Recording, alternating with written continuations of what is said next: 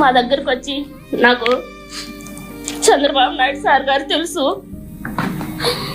Lokesh sir గారు తెలుసు, భువనేశ్వరమ్మ గారు తెలుసు, అందరూ తెలుసు అని చెప్పి మమ్మల్ని నమ్మబలికిచ్చి మాతో నిజంగానే టికెట్ ఇప్పిస్తాడని ఆశతో మేము పెద్దోళ్ళు సంపాదించిన ఆస్తి అంతా ఉంటే అదంతా అమ్ముకొని అక్కడ ఇక్కడ అప్పులు చేసుకొని రైతుల దగ్గర అప్పులు చేసుకొని మొత్తం 7 కోట్లు జమ చేసి సతీష్ అన్న గారు చెప్పిన మాటలు విని ఇచ్చాం సార్.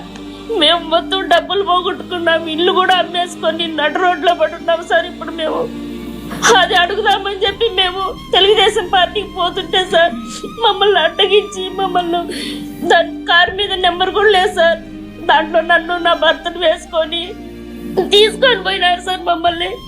మళ్ళీ మా సార్ కాడికి వచ్చి మేము కేసు పెట్టి మా పిల్లలు వచ్చి సార్కి చెప్తే అప్పుడు మా సార్ ద్వారా మేము బయటకు వచ్చినాం సార్. నాకు ఈ న్యాయం జరగాల, మేము చంద్రబాబు నాయుడు సార్ దగ్గరికి పోయేదానికి ఆస్కారం లేదు.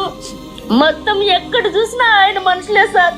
నాకు ఆయన మేము ఇప్పుడు డబ్బులు అడుగుతుంటే సేమ్ ఇదే ఫోటోలు పెడతాడు సార్, మాకు ఇదే ఫోటోలు పెట్టి నాకు వీళ్ళందరూ తెలుసు.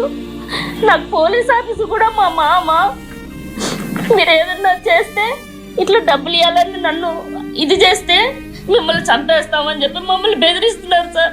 నేను నా పిల్లలు మేమంతా ఇంటి బట్టలు లేకుండా ఎక్కడో తల దాచుకుంటున్నాం సార్. దయచేసి మాకు న్యాయం చేయండి సార్ చంద్రబాబు నాయుడు సార్ గారు.